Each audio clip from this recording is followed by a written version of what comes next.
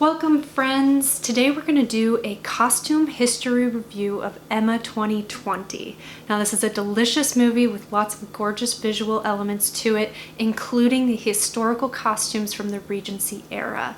I've invited a good friend of mine, Caroline Allander, over. Her and I went to graduate school together. We studied costume history together, and she is currently a working costume designer here in Los Angeles, primarily in the film industry. So we're going to do a review of the costumes, we're going to give you our impressions, our interpretations, and talk about the general design choices that were made throughout this film. I've got some popcorn, I've got some pizza, I've got some wine. It's going to be a good night.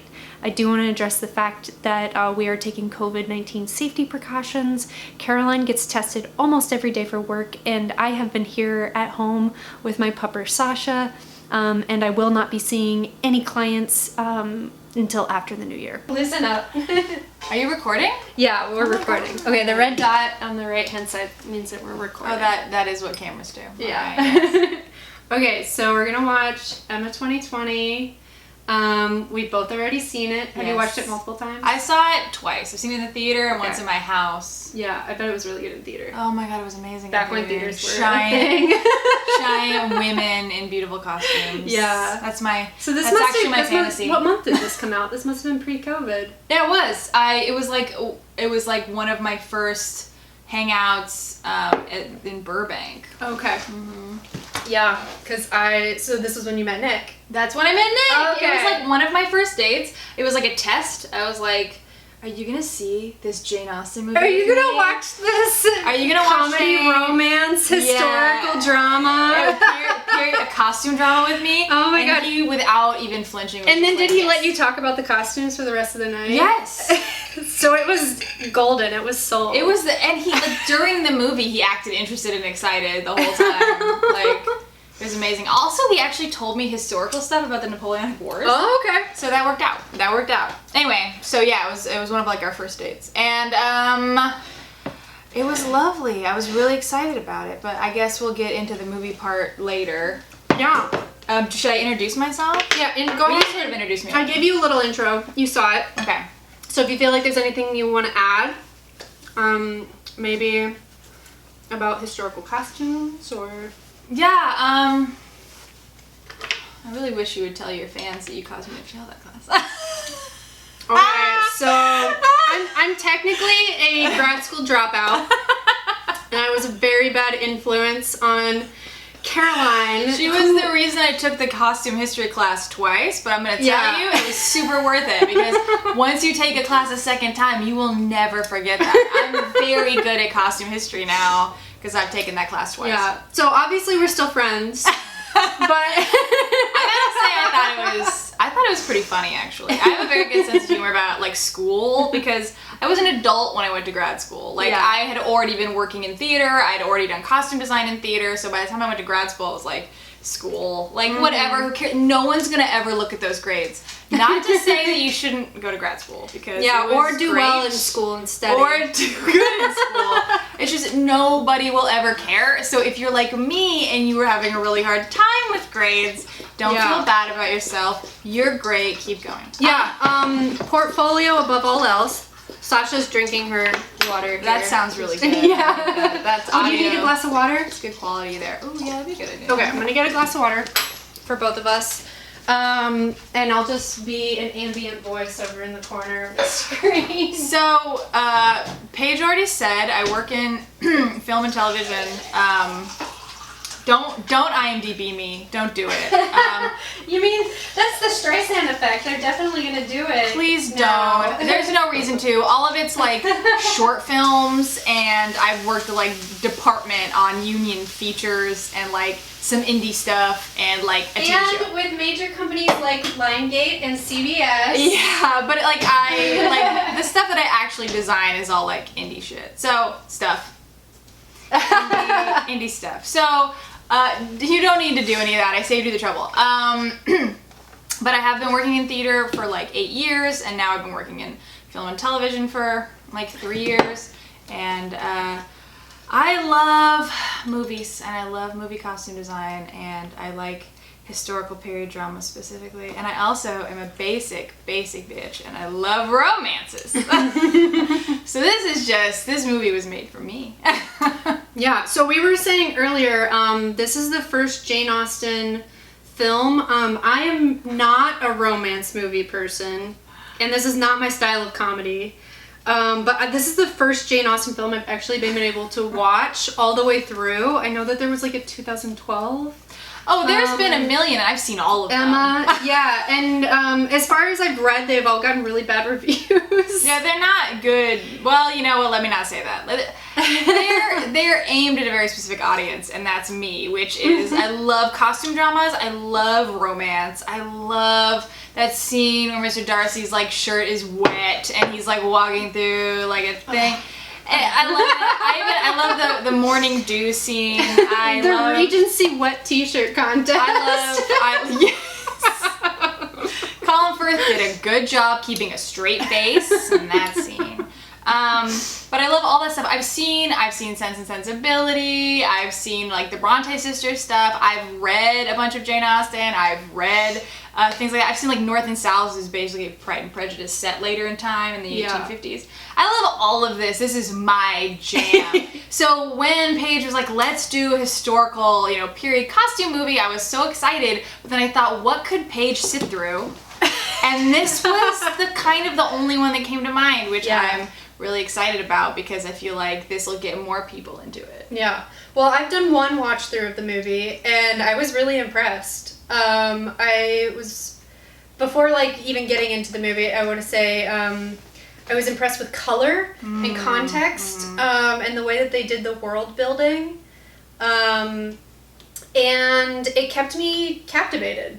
It's a fun movie. Mm-hmm. Guess what? Period romances don't need to be snooze fest, you guys. No, and they can be very relatable and translate to a modern audience as well, which is kind of the difficult part of historical drama. That's my favorite part about this movie. I feel like, I'm gonna talk about it now. Yeah. I mean, I'm guessing anybody who's watched this has probably already seen the movie. And probably a Jane Austen fan.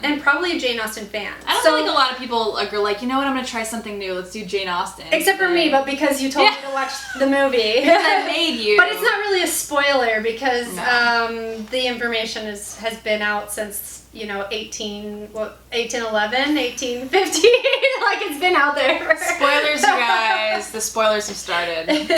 This movie, Jane Austen is funny. She was a comedy writer. Like, her stuff is supposed to be funny. And, with the time period change she would and be in SNL today. Oh my god, yes. Making fun of rich people was her jam. Like, it's all she wanted to do. And so, I mean, of course there's romances in her stories, and of course they're wonderful. But, like, a huge component of her storytelling was just making fun of the society, the hierarchy, and rich people being ridiculous with each other. And I feel like, you miss that. You miss that in modern adaptations. You just get all this, like, gorgeous drama and, like, beautiful men and women, like, oh, we love you, but I can't say anything because I'm British and my emotions are repressed. Like, I think the repression is a good thing to talk about because the Regency era is actually kind of a looser period for the aristocratic people in England.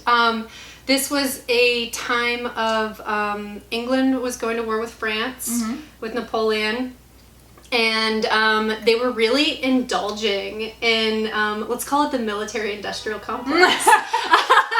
They were getting high off the military-industrial complex. The wealthy aristocrats were really indulging in the arts and fashion and textile production and lace making and they're and also playing around with silhouette in very strange ways. You can see the influence of military in like the collars. Oh yeah. Particularly where the really high extreme collars come into play for the aristocrats. And also like kind of women have like almost no boobs. Like they bring the bust all the way up. And I wouldn't say it's a super feminine figure. It's kind of funny, like throughout time periods, like the silhouette changes, like what's sexy changes, of course, like thin, fat, like depending on where you're at, it can be completely different. Yeah.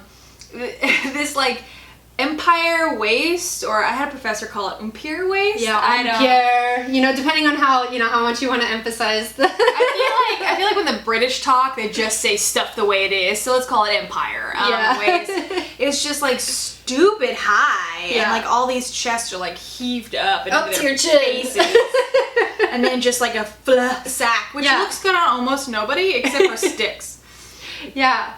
So it's not my favorite time period to dress up in, but I love looking at all these Sticks wearing. Well, like I know, like the baby doll cut does not work for me, which is kind of as close as we have in modern interpretation of fashion to the Empire waist is like the 70s baby doll cut, which for me is just like it looks like a maternity outfit. It does, which I also kind of think was sexy, like historically, like the idea that like, ooh, she could get pregnant. Oh yeah, that like childbearing was kind of a sexy, an appealing element. It. Oh God. Yeah. And I love that all these romantic things take place in this time period, what I would call like the least sexy of the time periods. Yeah, and they really went for it. They did not shy. And they didn't back away. Mm-mm. Like I know, I see Bernadette talk about the beach waves in historical films a lot. If you don't know Bernadette Bannard, she's one of our favorite. I'm sure you do. YouTubers. You already know her. Everybody historical costume YouTubers. But yeah, they didn't do beach waves. No. And they didn't do. I didn't really see modern makeup. Their hair is terrifying, and I love how into it they get in certain adaptations. Yeah. Like the miniseries with Colin Firth is like the best version of this because like everyone looks hideous and it's just okay. Like we just are allowed. This is allowed. Anyway, in this one they do a pretty good job. I mean, the hairstyle is so specific. I feel like it would be hard to get away with beach waves in this movie. Yeah. That would be wild. But somehow, like, I feel like, you know what they do though? Is they soften it. They soften the hair a little bit to make it look like relatable. Okay. So it's instead of those like super tight, intense curls that make you look like you have like puppy dog ears, they sort of soften them a little bit so they look like pretty. Okay. Which I'm into. I thought the puppy dog ears were a little bit later. Am I wrong? Like the kind of like two chunks on either side.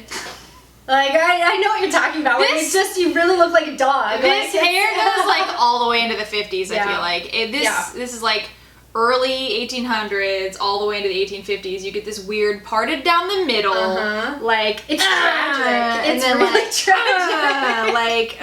Maybe I can pop some photos on the screen and show people. I'm also going to tell you right now, no actress wants to do that. Like no actress wants to go on that journey with you. As a costume designer, like every time you try to get an actor to get on board with stuff like that, it's just not happening. And I'm going to tell you right now, they're more famous than you are. So you're just going to do it. Yeah. Restart. Oh shit. So it cut everything. But yeah, this is a little bit of the like behind the scenes with the costume designer talk because it's not always the costume designer's fault if something looks wrong or is not historically accurate. I mean, I think we know that, but I don't think I knew when I got into costume design like 10 years ago. I don't think I knew how much the actor had say in what was going on. The actor or the director or the producer. Oh my God. Yeah, it's intense. DP, I had this really romantic envisionment of like me and the director like sorting it out and figuring it out together, and we're a team. And then like respecting your knowledge and education. And it's really not that. It's a lot of like the director sending you emails that are sort of vague and esoteric, and then like the actor in the fitting telling you what they want or don't want, and then you having to figure that out, and then emailing the director, is that okay? And the director saying like, oh, whatever they want, I want them to be comfortable, and you're like, oh, well, so sometimes you work with a really famous actor who just does not like the way their face looks in a particular period or with a particular kind of makeup. Even though it's historically accurate and should be artistically the direction that everybody wants to go in, sometimes you just lose that battle. And you gotta pick your hills. You gotta pick your battles and hills to die on. You need to figure that out like in advance, right? Yeah. So like to you, what's the most important thing? Am I gonna die on this hill? Am I gonna make this my thing? And like the rest of the movie, like things can suffer because of it. Like, you just gotta decide. Yeah. I've heard interviews with directors all the time, and they say the same thing. It's like, you gotta pick what is the most important to you, and you gotta make sure that if everything else is gonna suffer, that thing isn't. So, Yeah, I appreciate film when is an anything's extremely collaborative Yeah. art form, and compromise is a huge part of that. That's true. Yeah. That's true. Yeah. So, I think with that being said, it's probably a good Let's watch it. time to start the movie. Let's watch Yeah. the Okay, let's do it. Okay. So, we are at the first wedding scene, and so far there's already been a whole lot of gold here. The scene where she's walking to the garden, to the greenhouse, Oh, and so she's in her little like muslin, like what is it called? It's not a chemise. didn't they call it like a chemise dress, or was that the 1700s? I'm not sure. I feel like she would have a chemise on underneath. Oh, well, for sure. Like, yeah, this is like layer number 4 that we're seeing. But they're all so lightweight that you can kind of see through them, which is sort of the point. I think that's kind of the thing they hit the nail on the head with the Regency era, was that all of these really lightweight linens were popularized, like see-through. And they just like don't make fabric like that anymore. That's just so sheer but also like sturdy. It's like kind of amazing. Yeah, and the pop of the ankle and the leather lace-up shoes with the point. The cute little ballet flats that everyone was rocking that just are adorable. Yeah. I also love that so far she's been in like pink and really light colors, and a lot of the background has been very green, so I feel like they're doing such a good job of popping those pink and green colors. Even in this wedding scene, which is what we're looking at right now, like everyone else is wearing darker tones. Like they're all wearing like more like raspberry kind of colors and like darker blues and stuff, and her and her dad look like nobody else. They look very out of place. Everybody else is in very autumnal colors, which I feel like is very indicative of the countryside of England. Yeah. Is the greens are very, very bright and pop in the countryside of England, and because there's so much like the humidity and the rain, and just kind of like there's a natural greenness to everything, and putting them in these light pastel pink colors is just making them really stand out. And even like their carriage was like a bright blue, and they're really setting them aside as this like eccentric couple amongst kind of like a lot of maybe commoners. I mean, you gotta tell the classes apart. That's how you tell a Jane Austen story, is it's about classism. What? Yeah, so a major thing that's hard to translate in these historical films is the difference between the rules and customs of the wealthy aristocrats and the customs of the lower class. And that's like something that a lot of historical films lose modern audiences on, is because we don't necessarily follow those same customs and rules today. Yeah. So when you see them sitting at the front of the church and everybody else has kind of like a space around them and is staring at them, you need to know that it's because they're the taste makers. And they're the eccentric people, and there's a level of respect that goes along with them just having that wealth. And like the fur cuff that she has in this scene. Muff, that's what it's called. Yeah, the fur muff. And the fact that also like they're not making eye contact really with anybody. They're really it's sort of a politeness that they're there with them. Yes. Like, yeah, it's that I feel like you hear rappers say it a lot now, where it's just like, it's an honor that I even showed up. Exactly. That's the truth. It's a kindness that they're there at all. And it is also true, like, wealthy people were the tastemakers, because you didn't have like a lot of magazines or even in the news, like you know, papers, like not everyone had access to a lot of the written word and things like that. Like quick publications weren't around. So like, what else were you going to be looking at? Like, you needed to know what the fashions were, what to look like, and you would just look at the nearest rich person. It was just people who could physically travel. Yes. Who could see the fashions of the outside world, and by being someone who could afford to travel, which is very expensive and dangerous, you were capable of knowing what was going on in Paris and knowing what was going on in Japan, and like having those influences. I think right now we'd probably see more from like Turkey and the Middle East, and from France would probably be the two major. Oh yeah, France. Fashion 100%. Yeah. Mm-hmm. Yes. Okay, let's do it. Let's do more. And hats. Oh my god, the hats are so good. The scene is so good in this movie. Okay, we're filming. No, I can't sit like this. My knees hurt. Okay, so far we've seen a dressing scene. Oh, I love period dressing scenes. Yeah, because it's like it's true. And it's a man dressing scene too, which we don't normally get to see. That's true. Normally, it's women being dramatically cinched into corsets. Which is ridiculous. I'm sure you've seen those videos too. Yeah, if you don't know, just Google like corset critiques of film, then you'll find out why costume designers get so angry about these scenes. But we saw first a man being aided into his costume, and then we did see a very brief Emma getting dressed in her room. I mean, I also am sort of like weirdly enjoying the fact that they're like sexualizing him as opposed to her. Yeah. Yeah, like, but I mean, they know even her scene where we see her butt is not like, it's not sexy. No, it's just like, my butt's cold, I put it on the fire. Yeah, but I do appreciate that she wasn't wearing underwear. Because they did not. Yeah, you would not have been wearing underwear at that time. You would be wearing 4 layers. I mean, 5 layers of dress, but no underwear. Well, yeah. people often say like, "Oh my God, how did they go to the bathroom and all that stuff?" And it's like they just squatted. Like, yeah, you just put a pot under the skirt and squat over it. Actually, a lot easier than it is to pee now. Pants make peeing difficult. Yeah, I mean, if you know anyone who's gotten married and ask them about how much of a struggle it is for them to take their underwear off to go to the bathroom in a wedding dress. Just don't wear underwear, ladies. Yeah, just don't wear underwear to your wedding. You know what? Yeah, that's the new thing. Don't wear underwear to your wedding. Don't do it.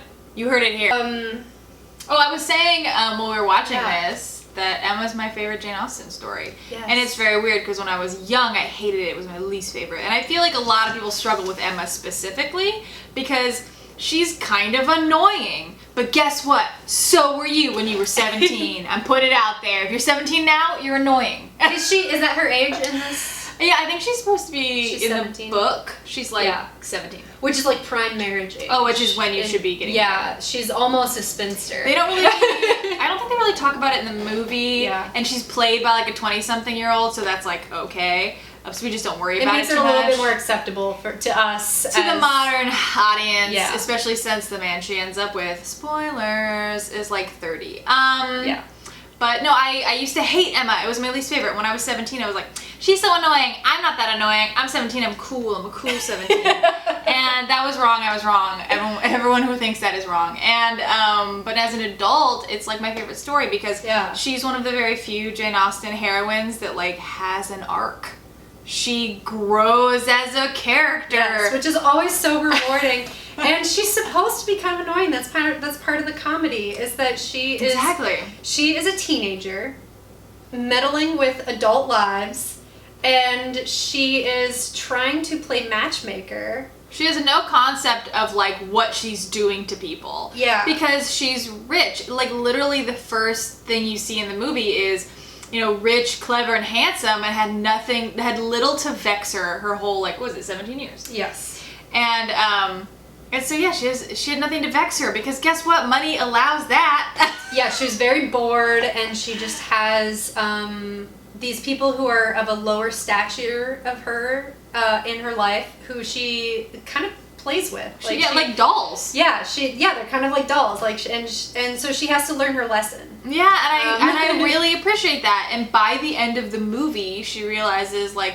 oh, I am annoying. Like I need to rectify this. And at the end, she doesn't just do it for, you know, him or some idea of like, oh, well, I have to do this because, you know, it's just like, oh, I want to do the right thing. And she does it because she knows that it's the right thing. And that's cool. That's cool. Spoilers, everyone. I just spoiled the whole movie. Pause this, go back, pretend you didn't hear me, and watch the movie. But I like that. I like that about Emma. You know, not a lot of Jane Austen's ladies really need to do that. Most of the stories about her women are just like, they're great, and one day someone will know that. Yeah. Someone has to discover their greatness. Yeah. Whereas Emma has to become great. Yeah, which I like. Yeah. I like that. Yeah. I do want to say, as far as like costume goes, some things I've been really impressed with are their day to night looks and their transitions, how they add pieces or take away pieces throughout the day and the evening. It was like richer evening colors, and then those very light, beautiful like day colors. Yeah, and also like even the wealthiest aristocrats still would not necessarily have totally changed outfits, but also just added a jacket or added a piece to transition into the evening, or taken away. Sometimes you reveal a little bit more cleavage as you move into the evening. I also appreciate that, like, you know, in the modern day, we change our clothes like all the time, and that's ridiculous. People in this time period only had, you know, a couple dresses, you know, and so they would put them underneath things, move them around, and, you know, add stuff to them to just keep wearing them, because you only had so many summer and winter looks. You didn't have a million. It's a really easy way to point out who's wealthy and who's not in a movie, who has multiple outfits and who doesn't, and who has, you know, accessories that they can transition in and out. And that's kind of part of the belonging to the upper echelon, is dress is kind of your resume or your key card into the club. Look at my little tiny lace nonsense. Yes, yeah, the tiniest little necklace or a little shawl or, you know, a handkerchief, all of those things really matter when it comes to denoting yourself as part of a certain class. And it's important in this time period because it's not an incredibly glamorous time period, I would say.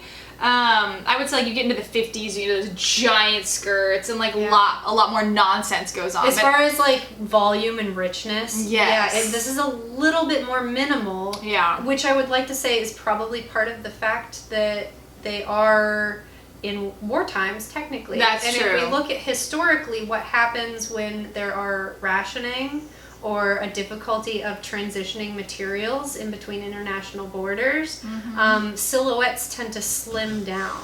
And you get more like bias cut dresses that are a lot slimmer and cut towards the body. And it's all in the like details. Yeah. Yeah. Okay.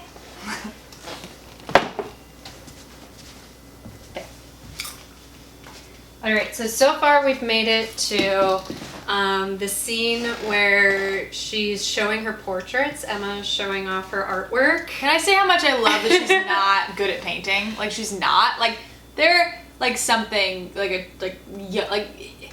clearly she can draw, but like it's not great. It's awkward. Yeah, she still has a little more practice. I mean, too often in these movies they make like the people all good at art, and I just love that she's just rich and she's just like, oh yes, I paint. Yeah, and everybody flatters her. Everybody around her is constantly kind of fluffing her ego. Can we also just talk about the pastor's collar? Like, what is that? Yes. I love it. It's gonna swallow his face. It really is up to his ears. Like, it is about to consume his ears. So in this time period, especially for men, the big mark of like fashion was the height of your collar and the width of your lapels. So you see these men with like these stupid wide lapels, very like 80s collars, you know? And then the shortness of like, your jacket so that they could see that like little bit of vest at the bottom. Yeah, because you're wearing all these layers and you do kind of want to show them off a little bit. Yeah. Like, you want people to know that you've got, you know, your undershirt, and then you've got your collar, and then you've got your waistcoat, and I'm probably missing a layer in there, but your jacket. So you'll notice throughout this film, there's a lot of moments where you see underlayers peeking out.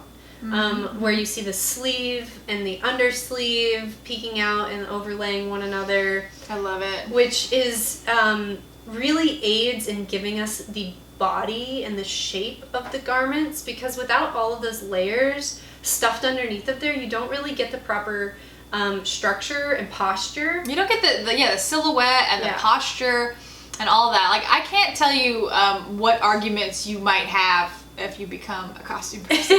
What arguments you have with actors and actresses about wearing the proper undergarments, and what a struggle that can be to get people into them. But man, is it like nothing else. Like you can tell when an actor is in the right undergarments. You can absolutely tell, because you should kind of look like a stuffed sausage in these garments. You should, yes. And it adds to the historical accuracy, and it adds to the posturing. Their movement, their posture, everything just feels better when they do it. I was in a fitting recently, and the costume designer was really worried about it. So she bought a bunch of modern day like undergarment structure things, like a lot of elastic stuff. Sure. But she also got some like Spanx. Yeah, like Spanx, like the structured elastic corsets that they make and stuff. But she also got a couple period corsets from like one of the costume houses, and in the fitting, the actress was like, "Oh no, I want to be corseted. Like I just feel like that will add to my character." And I was like, "Yes." Well, you think about actors spend all of this time and often money taking classes on how to posture themselves for. And if you just wear the garment, that's how you'll be. Yeah, and the clothes will do it for you. Oh. I mean, it is important to understand like the etiquette and the movement and the motions, but a lot of times the corseted underbody structure will just correct your posture for you, and like, you know, you're not going to be waving your arms around because you physically can't, because there's so many layers on your sleeves and you can't get your arms up there, and that would be a historically inaccurate motion for a woman to move.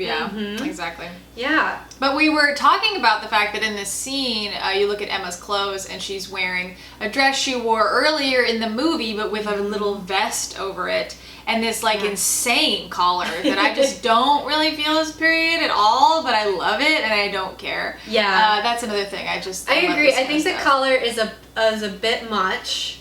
It's a lot. That girl has a real long neck and she pulls it off though. The only explanation I could find for it is that she is just such an eccentric character that she has either fashioned her own or commissioned someone to fashion her own style of collar. Periods gone by had this kind of collar, or like sort of things reminiscent of it. Yeah. So like I could see that being in her mind. To have a bare chest top and a collar is a little... It's pretty wild. I mean, it's a little like punk, honestly. Yeah. Shit. Emma's punk, you guys. Okay, back to the movie. Let's actually get through this movie, you We're guys. gonna try to watch. We're gonna try to get through it than 10 minutes at a time, because there's just so much to talk about in this movie that we feel like we have so much to share. But this is also over 2-hour long movie, so this time we are going to try and make it through a larger chunk.